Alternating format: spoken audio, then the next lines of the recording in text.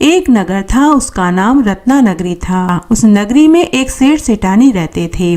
सेठानी के पास एक गाय थी। सेठ सेठानी की शादी को कई बरस हो चुके थे, लेकिन उन्हें औलाद सुख प्राप्त नहीं हुआ। तब उनके गांव में एक बड़े ज्ञानी महात्मा जी आए। सेठ सेठानी उनके पास गए और उन्हें जाकर अपना सारा दुखड़ा सुनाया। सेठ सेठानी ने महात्मा जी को भोजन के लिए घर पर बुलाया। तब महात्मा जी सेठ सेठानी के यहाँ भोजन करने के लिए आए। जैसे ही महात्मा जी ने सेठानी की गाय को देखा तो उन्हें बड़ा आश्चर्य हुआ, क्योंकि वह गाय कामधेनु के वंश की थी। महात्मा जी ने सेठ सेठानी से कहा कि हे वत्स, तेरे यहाँ जो ये गाय है वह कामधेनु के वंश की है, यही तुझे औलाद सुख दिलाएगी। भादवा मास के कृष्ण पक्ष की द्वादशी के दिन बचबारस आएगी। तुम दोनों पति पत्नी बचबारस का व्रत करना और गाय और बछड़े की पूजा करना, और उस दिन तुम इस गाय को वन में चरने के लिए छोड़ देना। तब सेठानी ने ऐसा ही किया। उस दिन इंद्रलोक की इंद्राणियां धरती माता पर गाय माता का पूजन करने के लिए आई। तब उन्हें वही गाय दिखाई दी। जब इंद्राणियां गाय की पूजा आगे से करे तो वह सींग से मारती, पीछे से करे तो वह लात से और पूंछ से मारती। तब इंद्राणियां गाय माता से बोली कि हे गाय माता, हम तो तेरी पूजा कर रहे हैं और तुम हमें ही मार रही हो। तो गाय माता ने कहा कि मुझ अकेली की तुम क्या पूजा करती हो,